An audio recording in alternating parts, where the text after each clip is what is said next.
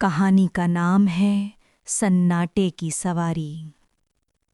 दिल्ली की एक पुरानी पुलिस कॉलोनी के क्वार्टर में दिनेश नामक लड़का रहता था। उम्र करीब 19-20 साल, लंबा कद, तेज नज़रें और हमेशा चेहरे पर हल्की सी मुस्कान। उसके पिता दिल्ली पुलिस में थे, सख्त अनुशासन और ईमानदारी की मिसाल। हर साल की तरह इस साल भी उन्हें 26 जनवरी की परेड में ड्यूटी मिली थी। इस बार ड्यूटी थी इंडिया गेट और रिपोर्टिंग टाइम सुबह ठीक 3 बजे।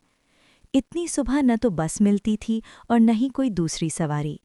जनवरी की रात, दिल्ली की वो रात जब ठंड हड्डियों तक उतर जाती है। सड़कों पर कोहरा ऐसा कि सामने का रास्ता भी धुंधला दिखाई दे। उस रात दिनेश और उसके पिता 2 बजे स्कूटर से निकल पड़े। चारों तरफ सन्नाटा, केवल स्कूटर की आवाज़ और ठंडी हवा की सीटी। इंडिया गेट पहुंचकर दिनेश ने पिता को उतारा। पिता ने जाते जाते कहा, सीधे घर जाना, कहीं रुकना मत।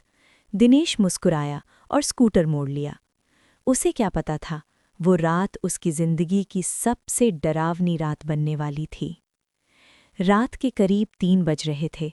एक तो छुट्टी का दिन, ऊपर से ठंड, सड़कें सुनसान, एक भी गाड़ी नहीं। जब वो ताज होटल के पास पहुंचा, तभी उसने देखा सड़क किनारे एक आदमी खड़ा था, पूरी तरह कंबल में लिपटा हुआ, चेहरा ढका हुआ, सिर्फ 2 काली सी आंखें झलक रही थीं। अचानक वो आदमी आगे बढ़ा, लगभग स्कूटर के सामने आ गया। दिनेश घबरा गया। उसने जोर से ब्रेक मारे और चिल्लाया, मरना है क्या? आदमी धीरे धीरे बोला। उसकी आवाज़ अजीब सी थी, जैसे बहुत दूर से आ रही हो। भाई साहब, 1 घंटे से खड़ा हूँ, कोई सवारी नहीं मिली। क्या आप मुझे नेहरू स्टेडियम तक छोड़ देंगे? उसकी बात सुनकर दिनेश को थोड़ा अजीब तो लगा, लेकिन उसने सोचा, इतनी ठंड में कोई बेचारा परेशान होगा।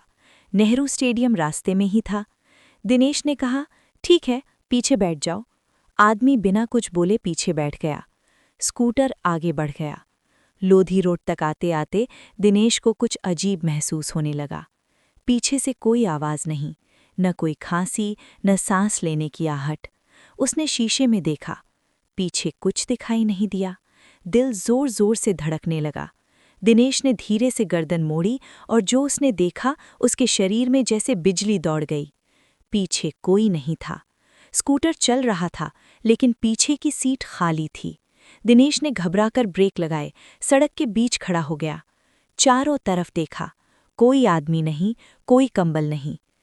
उस पल ठंडी हवा और भी तेज हो गई। उसे लगा जैसे किसी ने उसके कान में फुसफुसाया हो, मैं यहीं हूँ। दिनेश ने डर के मारे स्कूटर स्टार्ट किया और सीधा घर की ओर भागा। घर पहुंचते ही वो कांप रहा था। पूरी रात उसे नींद नहीं आई। सुबह उसने मोहल्ले में ये बात बताई। तब एक बुजुर्ग ने गहरी सांस लेकर कहा, बेटा, तुम अकेले नहीं हो। पिछले कई सालों से ताज होटल के पास एक आदमी दिखाई देता है। वो लिफ्ट मांगता है और फिर अचानक गायब हो जाता है। दिनेश के पैरों तले जमीन खिसक गई। बुजुर्ग ने आगे बताया, कई साल पहले 26 जनवरी की ही रात एक आदमी की वहां सड़क हादसे में मौत हो गई थी। वो नेहरू स्टेडियम जा रहा था, पर कभी पहुंच नहीं पाया। ये सुनकर दिनेश का गला सूख गया। उसे याद आया, वो आदमी भी नेहरू स्टेडियम ही जाना चाहता था। उस दिन के बाद दिनेश की जिंदगी बदल गई। रात में उसे वही चेहरा सपनों में दिखता, कंबल में लिपटा हुआ, काली आंखों से घूरता हुआ। कभी कभी उसे लगता कोई उसके कमरे के बाहर खड़ा है। दरवाजे पर हल्की सी खरोंच की आवाज़ आती। एक रात उसने हिम्मत करके दरवाज़ा खोला। बाहर कोई नहीं था, लेकिन ज़मीन पर एक चीज़ पड़ी थी, पुराना गंदा कंबल। दिनेश ने चीख मार दी।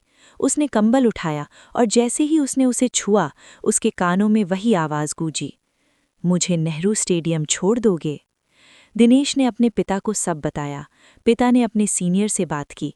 पुलिस रिकॉर्ड खंगाले गए। फाइलों में एक केस मिला, सालों पुराना एक्सीडेंट केस। 26 जनवरी की रात ताज होटल के पास एक अज्ञात व्यक्ति की मौत हुई। उसका नाम कभी किसी को पता नहीं चला। बस इतना लिखा था कि लाश नेहरू स्टेडियम जाने वाली रास्ते की तरफ मुंह किए मिली थी। दिल्ली की चकाचौंध भरी जिंदगी में लोग इस कहानी को भूल चुके हैं, लेकिन दिनेश नहीं भूला। आज भी जब वो ताज होटल के पास से गुजरता है तो स्कूटर अपने आप धीमा हो जाता है। उसकी नज़रें पीछे की सीट पर चली जाती हैं और कभी-कभी, सिर्फ कभी-कभी, उसे लगता है पीछे कोई बैठा है, कंबल में लिपटा हुआ और धीरे से कह रहा है, भाई साहब, इस बार मुझे छोड़ ही देना। यहीं ये कहानी समाप्त होती है दोस्तों। जल्द ही मिलेंगे एक नई कहानी के साथ। तब तक हंसते रहिए, मुस्कुराते रहिए और हाँ, इस चैनल को सब्सक्राइब करना मत भूलिएगा।